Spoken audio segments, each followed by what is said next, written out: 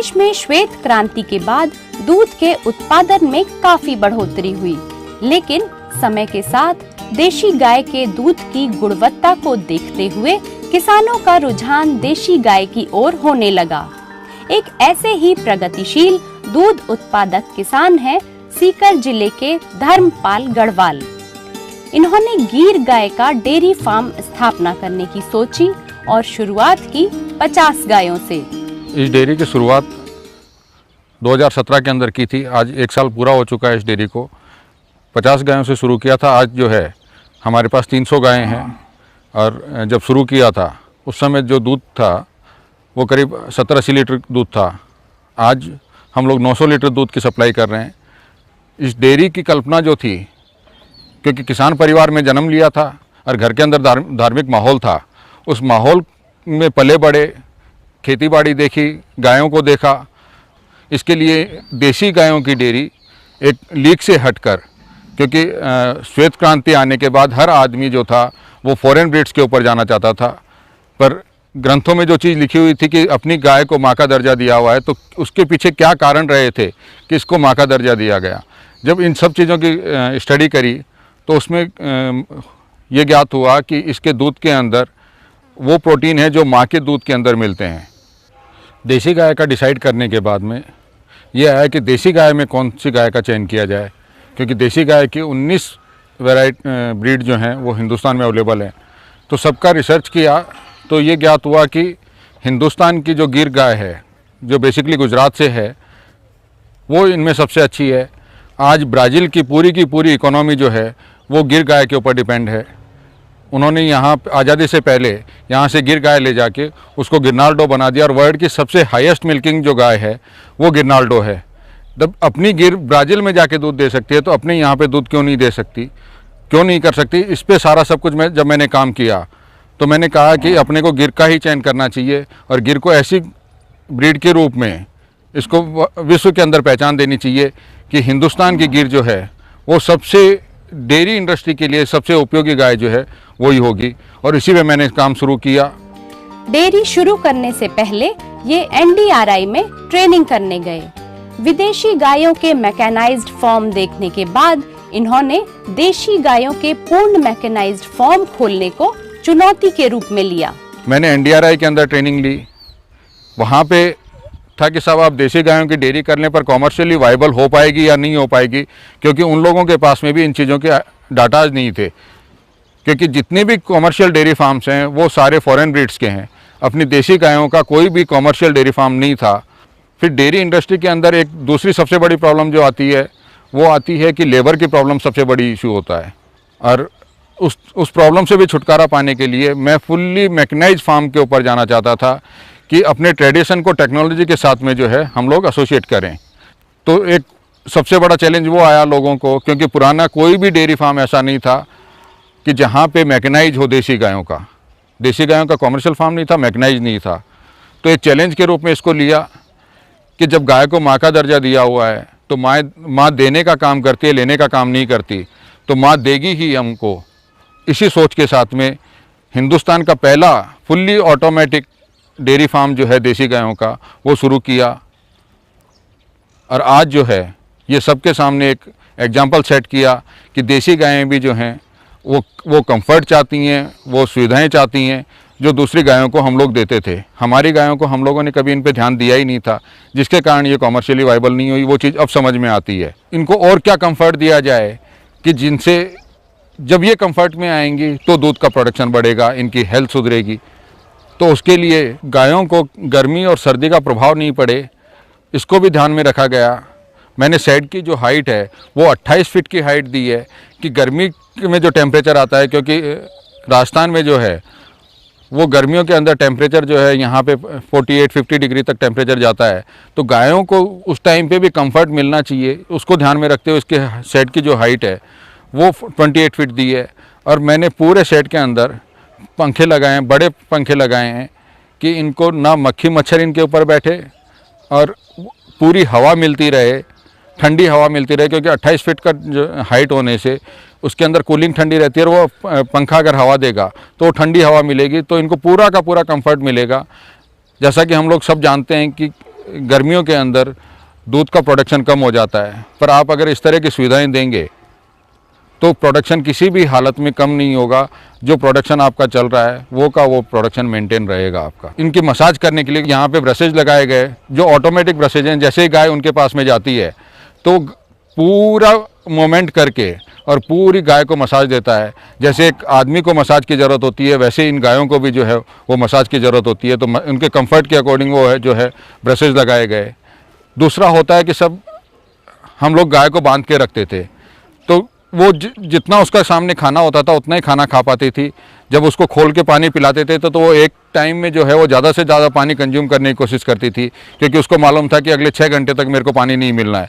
तो हमने इसको 24 घंटे इसके सामने पानी की व्यवस्था करी, और पानी में ये रखा कि सब, क्योंकि पानी अगर भर के रख देंगे हम लोग तो वो पानी ख़राब हो जाएगा, उसके अंदर मिट्टी भी आएगी, बाकी चीज़ें भी आएंगी।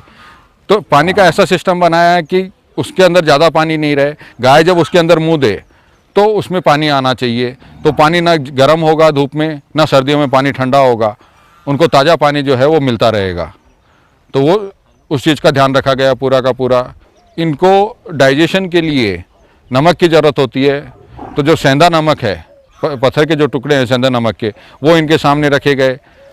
इनको डीवार्मिंग कराने के लिए हम लोग जो है मेडिसिन्स पे नहीं जाके नेचुरल जो तरीका था उस पे जाते हैं। इनको नीम खिलाया जाता है, तो जिस गाय के पेट में कीड़े होंगे तो वो ऑटोमेटिकली आके उन नीम की पत्तियों को खाएगी और नेचुरली डीवार्मिंग हो जाएगा। इनको हम आयुर्वेदिक चीज़ें देते हैं। इन्होंने दूध निकालने के लिए पूर्णतया स्वचालित पार्लर की स्थापना की। इसमें एक बार में 12 गायों का दूध निकालने की व्यवस्था है। सभी गायों के कान में चिप लगी हुई है। पार्लर में जाने के बाद सेंसर गाय का पूरा विवरण रिकॉर्ड कर लेता है कि किस गाय ने कितना दूध दिया है। जब गाय पार्लर के अंदर जाएगी तो वहाँ एक स्कैनर लगा हुआ है, वो उसकी चिप को स्कैन करेगा, और अगर उसका ट्रीटमेंट चल रहा है तो उसका वो जो क्लस्टर है वो स्टार्ट नहीं होगा और गाय दूध नहीं देगी। वहाँ पे जाके उसका क्लस्टर स्टार्ट नहीं होगा तो वो दूध नहीं दे पाएगी। तो उसका हैंड मिल्किंग करके अलग से ही दूध निकालेंगे। जब पार्लर में जाती हैं तो वहाँ पे पूरा का पूरा रिकॉर्ड जो है वो डिस्प्ले होता है और सॉफ्टवेयर के अंदर ऑटोमेटिकली अपडेट होता रहता है। तो जो लड़का दूध निकाल रहा है, अगर दूध के अंदर फ्लक्चुएशन है, मॉर्निंग में ज़्यादा दिया और शाम को कम दिया है, तो इमीडिएट डॉक्टर जो है हमारे यहाँ पे इन हाउस डॉक्टर है, वो उसको चेक करेगा कि क्या कारण है, गाय को कोई बीमारी तकलीफ़ है, वो हेल्दी नहीं है, या उसके खान पान में कोई कमी रह रही है। वो उसका कारण खोजेगा और उस पर उसका ट्रीटमेंट स्टार्ट करेगा और उसको ऑब्जर्व करना शुरू करेगा कि ऐसी दिक्कत फिर दोबारा नहीं आए। तो पूरा का पूरा रिकॉर्ड उसका, जिस दिन फार्म पे गाय आई है उस दिन से लेके आज तक का पूरा रिकॉर्ड आपको कंप्यूटराइज में एक क्लिक पे जो है वो आपको कंप्यूटर पे मिल जाएगा। इनके फार्म पर दूध की शुद्धता बरकरार रखने के लिए पैकिंग सहित सभी काम मशीनों के द्वारा किया जाता है। दूध को बल्क मिल्क कूलर में 4 डिग्री सेल्सियस तापमान पर स्टोर किया जाता है ताकि उसमें बैक्टीरिया ना पनप सके। तो हमारा उद्देश्य था कि जो गाय ने दूध दिया है वो हमारे कस्टमर तक पहुंचे, उसमें किसी तरह का कोई भी अडल्ट्रेशन, किसी भी तरह का कोई भी प्रोसेसिंग नहीं होना चाहिए। तो उसमें हर चीज़ में कोई ना कोई चैलेंज था। प्लास्टिक को लोग अवॉइड कर रहे हैं। अगर खुला दूध दिया तो अडल्ट्रेशन की संभावना रहेगी, क्योंकि आपने सही दिया है पर इन ट्रांजिट कोई अडल्ट्रेशन हो जाए, तो उसको भी रोकना था। फिर ग्लास बॉटल का ऑप्शन बचा। ग्लास बॉटल में ऑप्शन में है कि आपको ग्लास बॉटल को दोबारा कलेक्ट करनी होती है और उसको साफ़ करना होता है। तो साफ़ जो है वो लेबर ही उसको साफ़ करेगी और आप वो हाइजीन जो है उसका मेंटेन नहीं कर पाएंगे। तो ग्लास का ऑप्शन भी ख़त्म हो गया। तो ऐसी कौन सी पैकिंग आए जिसके अंदर हम इसको सप्लाई कर सकें और एनवायरनमेंट को भी किसी तरह का कोई नुकसान नहीं हो। तो वेस्टर्न कंट्रीज में गैल्वेनाइज पेपर से पैक किया हुआ दूध जो है वो सप्लाई हो रहा था। तो हमने यूएसए की निम्को मशीन उसके लिए जो थी वो इंपोर्ट करी, क्योंकि वर्ल्ड के अंदर ओनली केवल जो है वो निम्को की मशीन ही है जो गैल्वेनाइज पेपर की पैकिंग करती है। तो उसके लिए हमने वो इंपोर्ट करी और पेपर की पैकिंग दी, वो बायोडिग्रेडेबल पैकिंग है। तो यहाँ से पैक होने के बाद में, क्योंकि पेपर को अगर किसी ने रास्ते में एक बार फाड़ लिया तो वो उसको नेक्स्ट टू इम्पॉसिबल है कि वो दोबारा पैक कर सके। तो ग्राहक तक लास्ट तक जो है उसका 4 डिग्री टेम्परेचर मेंटेन करना है। तो उसके लिए इंसुलेटेड वैन्स जो थी वो तैयार करवाई गई, कि दूध जो है वो ठंडा का ठंडा पहुंचना चाहिए। तो दिल्ली तक जो है वो इंसुलेटेड वैन्स में जाता है और उसके बाद में इंसुलेटेड बैग्स जो हैं उनसे जो डिलीवरी बॉय हैं वो कस्टमर के घर तक जो है उसको दूध पहुंचाते हैं। तो उसके अंदर भी उसको ध्यान रखा गया कि इंसुलेटेड बैग्स हैं, फिर भी उसके अंदर आइस जेल रखा गया कि 4 डिग्री का टेम्परेचर जो है वो किसी भी हालत में मेंटेन होना चाहिए, क्योंकि ग्राहक जो है वो उस चीज़ का ही पैसा दे रहा है कि उसको प्योर क्वालिटी मिलेगी, प्योर दूध मिलेगा और अच्छा दूध मिलेगा। तो इसको ध्यान में रखते हुए इस तरह की ये चीज़ तैयार की गई और उसको हेल्दी दूध मिले, इसके लिए इन गायों को जो है वो उसी हिसाब से चारा जो है इनको खिलाया जाता है। चारा जो है हरा चारा पूरा का पूरा यहाँ तैयार किया जाता है। उसमें भी अलग अलग वैरायटी हैं कि मक्का भी होना चाहिए, बाजरा भी होना चाहिए, ज्वार भी होना चाहिए, नेपियर भी होना चाहिए, ज्वार जई बरसीम, सारी चीज़ें जो हैं वो मिक्स करके इनको खिलाई जाती हैं। न्यूट्रिशन डाइट इनको दी जाती है, डाइटिशियन से इनका डाइट चार्ट बना हुआ है। इनको यहाँ मोरिंगा दिया जाता है, इनको यहाँ अजोला दिया जाता है।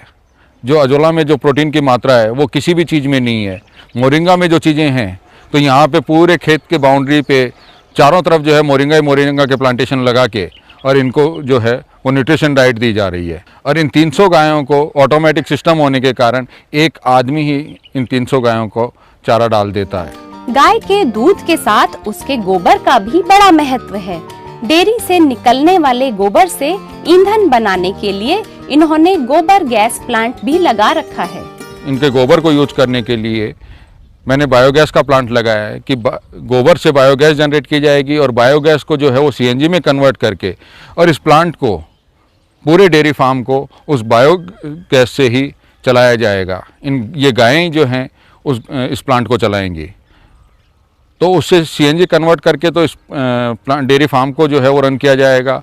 और गौमूत्र के लिए और यहाँ की किचन के लिए, रसोई के लिए वो बायोगैस से जो है वो इनका खाना तैयार होगा और गौमूत्र का प्लांट चलेगा। और मेरा तो सरकार से निवेदन ये है कि अगर सरकार इसमें सहयोग करती है तो हम इस गांव को और इसके आसपास के गांवों को एलपीजी और इलेक्ट्रिसिटी फ्री कर देंगे, क्योंकि इतना बड़ा प्लांट है तो जो सीएनजी जनरेट होगी और अगर गवर्नमेंट जो है वो हमारा सहयोग करके और इसके पूरे गांव में, जैसे दिल्ली एंड बॉम्बे में एलपीजी सिलेंडर्स नहीं आते, गैस पाइपलाइन बिछी हुई है, वैसे ही पाइपलाइन बिछवाई और वाल्व ऑन किया और अपना खाना बना लिया उन्होंने। तो एलपीजी की जो है वो बचत होगी, वो कहीं दूसरी जगह काम में आएगी। और जो लाइट है गांव के अंदर वो 24 आवर्स लाइट जो है वो इस बायोगैस से हम लोग इसको दे सकते हैं। और इसका जो गौमूत्र है, गौमूत्र का उपयोग, तो गौमूत्र का अर्क बनाने के लिए हम लोग यहाँ पे यूनिट लगा रहे हैं, जो सितंबर 1 वीक से जो है वो स्टार्ट हो जाएगी। तो गौमूत्र पूरा का पूरा गौमूत्र जो है वो मॉर्निंग का गौमूत्र मेडिसिनल पर्पज से काम में आएगा और दिन का जो गौमूत्र होगा उससे गोनाइल बना के फिनाइल की जगह हम लोग जो है उसको रिप्लेस करेंगे गोनाइल से। और लोगों में जो है एक जागरूकता लाके कि किस तरह से हम लोग हमारी देसी गायों को बचा सकें।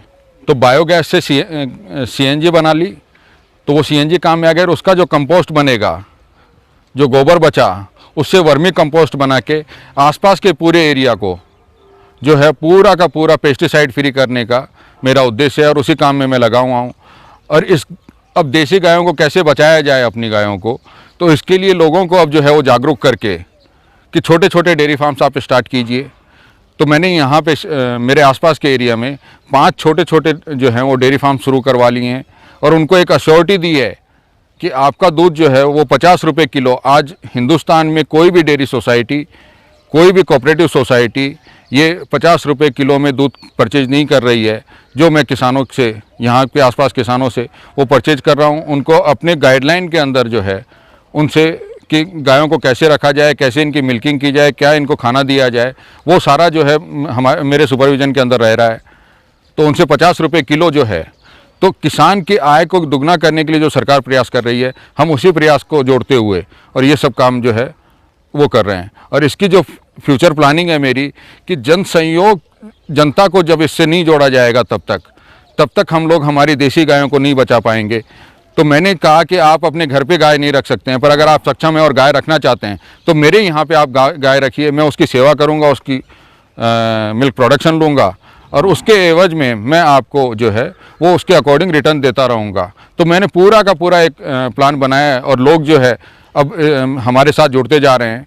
काफ़ी अच्छे लोग जो समाज में समृद्ध लोग थे वो हमारे साथ जुड़ रहे हैं और ये सब लोग जुड़ के और हम एक मुहिम चला के हमारी देसी गौवंश को हम लोग बचा पाएंगे।